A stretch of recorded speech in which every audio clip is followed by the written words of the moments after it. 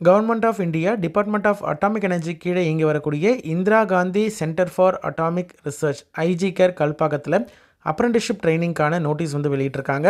இதற்கு ஆன்லைனில் தான் அப்ளை பண்ண முடியும். அப்ளை பண்ணுறதுக்கான கடைசி நாள் 13/10/2024 சரிங்களா. அதாவது ரிசர்ச் அண்ட் டெவலப்மெண்ட் சென்டரில் தான் வந்து இந்த வேக்கன்சிஸ் வந்து இருக்குது. அப்ரெண்டிஸ்ஷிப் ட்ரைனிங்கு இது வந்து ஐடிஐ ட்ரேட் அப்ரெண்டிஸ்க்கான ஒரு நோட்டீஸ் தான் சரிங்களா. டோட்டலாக 198 அப்ரெண்டிஸ்ஷிப் வேக்கன்சிஸ் வந்து அனௌன்ஸ் பண்ணியிருக்காங்க. என்னென்ன வேக்கன்சி, அதற்கான ஸ்டைஃபண்ட் என்ன, குவாலிஃபிகேஷன் என்ன அப்படின்றத ஒன் பை ஒன் பார்க்கலாம். ஃபிட்டரில் 46 வேக்கன்சி. ஃபிட்டர் ஐடிஐயில் ஃபிட்டர் முடித்தவர்கள் அப்ளை பண்ணலாம். டர்னரில் 7, டர்னர் முடித்தவர்கள் அப்ளை பண்ணலாம். மிஷினிஸ்ட்டில் 10 வேக்கன்சி. மிஷினிஸ்ட் அல்லது மிஷினிஸ்ட் கிரைண்டர் முடித்த கேண்டிடேட் வந்து அப்ளை பண்ணலாம். எலக்ட்ரீஷியனில் 22 vacancy. Electrician, wireman ITI trade முடித்தவர்கள் அப்ளை பண்ணலாம். மெக்கானிக்கல் மிஷின் டூலில் ஒரு வேக்கன்சியும், மெக்கானிக்கல் மிஷின் டூல் மெயின்டெனன்ஸில் வந்து ஐடிஐ முடித்தவர்கள் அப்ளை பண்ணலாம். எலக்ட்ரானிக் மெக்கானிக்கில் 15 வேக்கன்சி. இது எல்லாமே வந்து கரஸ்பாண்டிங் ஐடிஐ ரிலவெண்ட் ட்ரேடு முடித்தவர்கள் அப்ளை பண்ணலாம். இன்ஸ்ட்ருமெண்ட் மெக்கானிக்கில் 18 வேக்கன்சியும், டிராட்ஸ்மேன் மெக்கானிக்கலில் 12, மெக்கானிக்கல் ரெஃப்ரிஜரேஷன் அண்ட் ஏர் கண்டிஷனிங்கில் வந்து 9, ப்ராசஸ் பிளான்ட் ஆப்ரேட்டரில் 12, கார்பெண்டரில் 4, மேசானில் 4, ப்ளம்பரில் 2, வெல்டர் கேஸ் அண்ட் எலக்ட்ரிக்கலில் 14, ஹார்டிகல்ச்சர் அசிஸ்டண்ட்டில் 3 வேக்கன்சியும், ப்ரோக்ராமிங் அண்ட் சிஸ்டம் அட்மினிஸ்ட்ரேஷனில் 19 வேக்கன்சியும் இருக்குது. இது வந்து 198 வேக்கன்சி டோட்டலாக இருக்குது. பிஏஎஸ்ஏயை பொறுத்த வரைக்கும், அதாவது ப்ரோக்ராமிங் அண்ட் சிஸ்டம் அட்மினிஸ்ட்ரேஷனை பொறுத்த வரைக்கும் computer operator and programming assistant முடித்தவர்கள் வந்து அப்ளை பண்ணலாம். இதற்கான ஸ்டைஃபண்டை பொறுத்த வரைக்கும், அதாவது 2 வருடம் டியூரேஷன் இருக்கக்கூடிய ஐடிஐ முடித்திருக்காங்க அப்படின்ற மாதிரி இருந்தால் 8,050 ரூபாய் ஸ்டைஃபண்டும் பர் மந்த்துக்கு. 1 வருடம் ஐடிஐ முடித்திருக்காங்க அப்படின்ற மாதிரி இருந்தால் 7,700 ரூபாய் சரிங்களா. சீட்டில் வந்து ரிசர்வேஷன் படி எஸ்சியில் 29 வேக்கன்சியும், எஸ்டியில் 14 வேக்கன்சியும், ஓபிசி என்சிஎல்ல 53 வேக்கன்சியும், இடபிள்யூஎஸில் 19 வேக்கன்சியும், யூஆரில் 83 வேக்கன்சியும் இருக்குது சரிங்களா. ரிசர்வேஷன் படி உங்களுக்கான போஸ்டிங் ட்ரைனிங் வந்து எங்கே இருக்கும் அப்படின்னு பார்த்தீங்கன்னா, Indira Gandhi centre for atomic research Kalpakkam, அதாவது செங்கல்பட்டு மாவட்டத்தில் இருக்கக்கூடிய ஐஜி கேரில் தான் உங்களுக்கு வந்து ட்ரைனிங் இருக்கும். 1 இயர் ட்ரைனிங் இருக்கும்.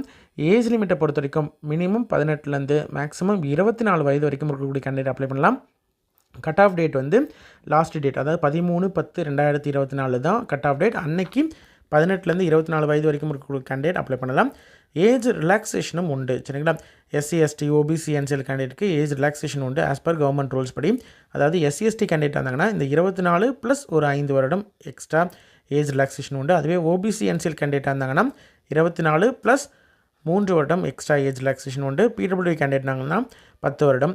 இதுலேயே வந்து பிடபிள்யூடியிலே வந்து ஓபிசி கேண்டிடேட்டாக இருந்தாங்கன்னா 13 வருடமும், பிடபிள்யூடியில் எஸ்சிஎஸ்டி கேண்டிடேட்டாக இருந்தாங்கன்னா 15 வருடமும் ஏஜ் ரிலாக்ஸேஷன் உண்டு. ஐடிஐயை பொறுத்த வரைக்கும் உங்களுக்கு வந்து நான் முன்னாடி சொன்ன மாதிரி தான் 2 வருடம் முடிச்சிருந்தாங்கன்னா 8,050 ரூபாயும், 1 வருடம் முடிச்சிருக்காங்கன்னா 7,700 ரூபாயும் வந்து மினிமம் வேஜ், அதாவது செமி ஸ்கில்டு ஒர்க்கருக்கான minimum wage as per government of Tamil Nadu rules படி வந்து உங்களுக்கு ஸ்டைஃபன் ஃபிக்ஸ் பண்ணியிருக்காங்க. செலெக்ஷனை பொறுத்த வரைக்கும் உங்களுடைய அந்தந்த ரெஸ்பெக்டிவ் ஐடிஐ சர்டிஃபிகேட் முடிச்சிருக்கிறாங்க அப்படின்ற மாதிரி இருந்தால் அவங்க வந்து சர்டிஃபிகேட் ட்ரேட் முடிச்சிருக்காங்கன்னா எலிஜிபிள். அதே மாதிரி ஐடிஐயில் அவங்க எடுத்த மார்க் பேஸ் பண்ணி தான் அவங்களுக்கு வந்து செலெக்ஷன் இருக்கும். அந்த மார்க்கில் மெரிட் யார் டாப்பில் இருக்காங்களோ அவங்கள வந்து செலெக்ஷன் பண்ணுவாங்க. அதற்கான சர்டிஃபிகேட் வெரிஃபிகேஷன் கூப்பிடுவாங்க.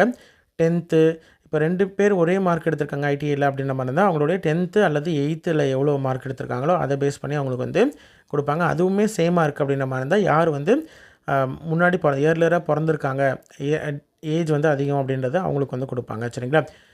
வெப்சைட் வந்து igcare.gov.in அப்படின்ற இந்த வெப்சைட்டில் ஆப்பர்ச்சுனிட்டியில் ரெக்ரூட்மெண்ட் டேப்புக்குள்ளே தான் வந்து நீங்கள் எந்த விதமான இன்ஃபர்மேஷனாக இருந்தாலும் சரி, அப்ளை பண்ணுறதா இருந்தாலும் சரி அதில் தான் அப்ளை பண்ணணும் சரிங்களா.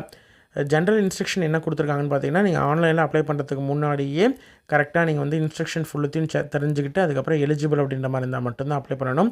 அதே மாதிரி ஒரு ட்ரேடு மட்டும்தான் நீங்கள் அப்ளை பண்ண முடியும். 2-3 ட்ரேடு முடிச்சிருக்கீங்க அப்படின்ற மாதிரி இருந்தாலும் எதில் நீங்கள் அப்ளை பண்ணுறீங்க அப்படின்றத டிசைட் பண்ணி நீங்கள் அதுக்கு அப்ளை பண்ணணும் சரிங்களா. அதே மாதிரி ஆல்ரெடி வந்து ட்ரைனிங் வேறு எங்கேயாவது கவர்மெண்ட்லேயோ பிஎஸ்சியூலேயோ இல்லைனா வேறு ஏதாவது இண்டஸ்ட்ரியிலையோ நீங்கள் வந்து ட்ரைனிங் வந்து முடிச்சிருக்கீங்க அப்படின்ற மாதிரி இருந்தால் நாட் எலிஜிபிள். அதே மாதிரி கண்டிப்பாக வந்து செலக்ட் ஆன கேண்டிடேட் வந்து போலீஸ் வெரிஃபிகேஷன் சர்டிஃபிகேட் வந்து லோக்கல் போலீஸ் ஸ்டேஷனில் டாக்குமெண்ட் வெரிஃபிகேஷன் அப்போது நீங்கள் வந்து ப்ரொடியூஸ் பண்ணணும். சரிங்களா? அதே மாதிரி அப்ரெண்டிஸ்ஷிப் ட்ரைனிங்கை பொறுத்த வரைக்கும் மெடிக்கல் ஸ்டாண்டர்டும் அவங்க செக் பண்ணி பார்ப்பாங்க. அதை செக் பண்ணி பார்த்துட்டு மெடிக்கல் ஸ்டாண்டர்ட் நீங்கள் கரெக்டாக இருக்கீங்க அப்படின்ற மாதிரி இருந்தால் தான் உங்களுக்கு வந்து ட்ரைனிங் வந்து உங்களுக்கு எலிஜிபிள். சரிங்களா? அதே மாதிரி ஒரு கான்ட்ராக்ட் ஆஃப் அப்ரெண்டிஸ்ஷிப் வந்து நீங்கள் வந்து சைன் பண்ணிட்டு தான் நீங்கள் வந்து அதுக்குள்ளே வந்து அதாவது உங்களுக்கு இந்த ட்ரைனிங் முடித்ததுக்கப்புறம் நீங்கள் அங்கே ஜாபுக்கு நீங்கள் அஷூரன்ஸ் கிடையாது. இன்கேஸ் ஏதாவது ஜாப் வருது அப்படின்ற மாதிரி தான் நீங்கள் அப்ளை பண்ணிக்கலாம். சரிங்களா? ஆனால் ட்ரைனிங் முடித்தா கண்டிப்பாக ஜாப் அப்படின்ற மாதிரி எந்த அஷூரன்ஸும் கிடையாது அப்படின்றதுக்காக ஒரு அக்ரிமெண்ட் மாதிரி கொடுப்பாங்க. அதை சைன் பண்ணுற மாதிரி இருக்கும். சரிங்களா? அதே மாதிரி எந்த காரணம் கொண்டும் ட்ரைனிங்லேருந்து வித்ட்ரா பண்ணக்கூடாது. 1 இயர் நீங்கள் வந்து இது பண்ணணும். ஏதாவது ரொம்ப அன்கண்ட்ரோல்டு ரீசன் ஏதாவது இருக்குது அப்படின்ற மாதிரி இருந்தால் அதனால் வேணால் நீங்கள் இது பண்ணலாம். அப்படி இன்கேஸ் நீங்கள் டிஸ்கன்டினியூ பண்ணுறீங்க அப்படின்ற மாதிரி இருந்தால் எவ்வளோ ஸ்டைஃபன் நீங்கள் இது வரைக்கும் வாங்கியிருக்கீங்களோ அந்த அமௌண்ட் வந்து ரிட்டர்ன் கொடுக்குற மாதிரி இருக்கும். சரிங்களா?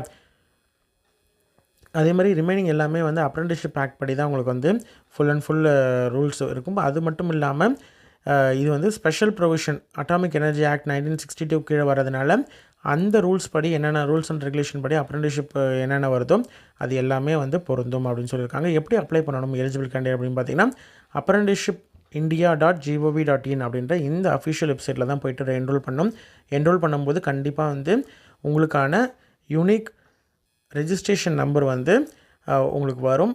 எந்த விதமான இந்த போர்ட்டலில் இல்லாமல் நீங்கள் வேறு எந்த விதத்துலேயும் நீங்கள் எடுத்தாலோ இல்லை வேறு எதுக்காவது எந்த மெத்தடில் நீங்கள் அப்ளை பண்ணாலும் அதை அக்செப்ட் பண்ண மாட்டாங்க. இந்த போர்ட்டல் மூலியமாக வரக்கூடிய யூனிக் ரெஜிஸ்ட்ரேஷன் நம்பர் இருந்தால் மட்டும்தான் வந்து எலிஜிபிள். சரிங்களா? இந்த போர்ட்டல் மூலியமாக apprenticeshipindia.gov.in தான் அப்ளை பண்ணணும். அது மட்டும் இல்லாமல் ஆதாரை யூஸ் பண்ணி இகேஒய்சி ஆதார் என்டர் பண்ணி ஓடிபி வரும். அந்த ஓடிபி நீங்கள் வந்து என்டர் பண்ணி உங்களுடைய கேஒய்சி பண்ணுற மாதிரி இருக்கும். அது வந்து இந்த வெப்சைட் போர்ட்டல் மூலியமாக தான் நீங்கள் அப்ளை பண்ணணும். ஆன்லைன் மோடில் மட்டும்தான் அப்ளை பண்ண முடியும்.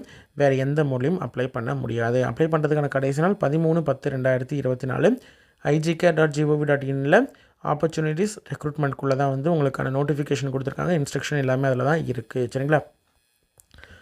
என்னென்ன டாக்குமெண்ட்ஸ்லாம் தேவை அப்ளை பண்ணுறதுக்கு முன்னாடி என்னெல்லாம் ரெடியாக வச்சுருக்கணும் அப்படின்னு பார்த்தீங்கன்னா கேஸ்ட் சர்டிஃபிகேட் வந்து ரெடியாக ஸ்கேன் பண்ணி பிடிஎஃபாக வச்சுக்கோங்க. மேக்ஸிமம் 1 MBக்குள்ளே இருக்கிற மாதிரி பார்த்துக்கோங்க.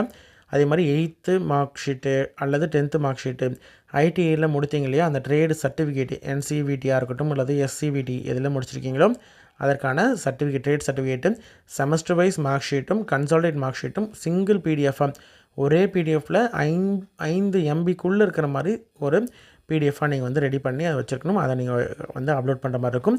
இது மட்டும் இல்லாமல் வேலிடான ரெஜிஸ்டர்டு இமெயில் ஐடியும் மொபைல் நம்பரும் ரெடியாக நீங்கள் வச்சுருக்கணும். அதை தான் நீங்கள் கொடுக்கணும். எந்த விதமான கம்யூனிகேஷனாக இருந்தாலும் இன்ஃபர்மேஷனாக இருந்தாலும் உங்களுக்கு இது மூலியமாகத்தான் வரும். சரிங்களா? அதே மாதிரி அப்ளை பண்ணும்போது கரெக்டாக கேர்ஃபுல்லாக நீங்கள் அப்ளை பண்ணணும். உங்களுடைய பேர், டேட் ஆஃப் பர்த்து, கேட்டகரி, என்னென்ன ட்ரேடு இதெல்லாம் வந்து நீங்கள் கரெக்டாக கொடுக்கணும். இன்கேஸ் மாற்றி கொடுக்கணும் இல்லைனா வந்து கொடுத்துட்டீங்க அதை கரெக்ட் பண்ணணும் அப்படின்ற மாதிரி இருந்தால் கரெக்ட் பண்ண முடியாது. அதனால் ரொம்ப கேர்ஃபுல்லாக கொடுக்கணும். அதற்கான ரிலவெண்ட்டான டாக்குமெண்ட்ஸும் கரெக்டாக என்க்ளோஸ் பண்ணணும்.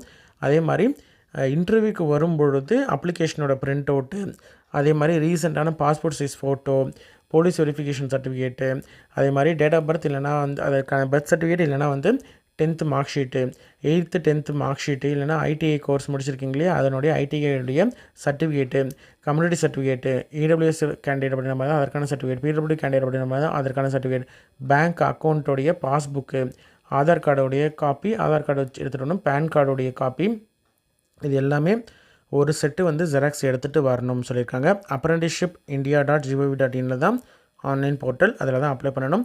இன்கேஸ் ஏதாவது டவுட் அப்படின்ற மாதிரி இருந்தால் மெயில் ஐடி 2 மெயில் ஐடி கொடுத்துருக்காங்க. அந்த மெயில் ஐடியிலே நீங்கள் வந்து காண்டாக்ட் பண்ணி கேட்டுக்கலாம். சரிங்களா? இன்ட்ரெஸ்டட் கேண்டிடேட் அப்ளை பண்ணுங்கள். உங்களோட ஃப்ரெண்ட்ஸ் சர்க்கிள்லையோ இல்லை ரிலேட்டிவ்ஸ்லையோ யாராவது ஐடிஐ முடிச்சிருக்காங்க அப்படின்ற மாதிரி இருந்தால் அவங்களுக்கு இந்த வீடியோ ஷேர் பண்ணுங்கள். ஐஜிகேரை பொறுத்த வரைக்கும் உங்களுக்கு வந்து தமிழ்நாட்டில் இருக்கக்கூடிய கல்பாக்கத்தில் இருக்கக்கூடிய ஒரு சென்டர் அப்படின்ற இதுலையும் இது வந்து ஒரு நல்ல ப்ரீமியர் இன்ஸ்டியூட் அப்படின்றதுனால நீங்கள் அதில் ட்ரைனிங் முடிச்சிங்க அப்படின்ற மாதிரி இருந்தால் உங்களுக்கு வந்து உங்களோட கேரியர் க்ரோத்லேயும் நல்ல சப்போர்ட்டிவாக இருக்கும். சரிங்களா?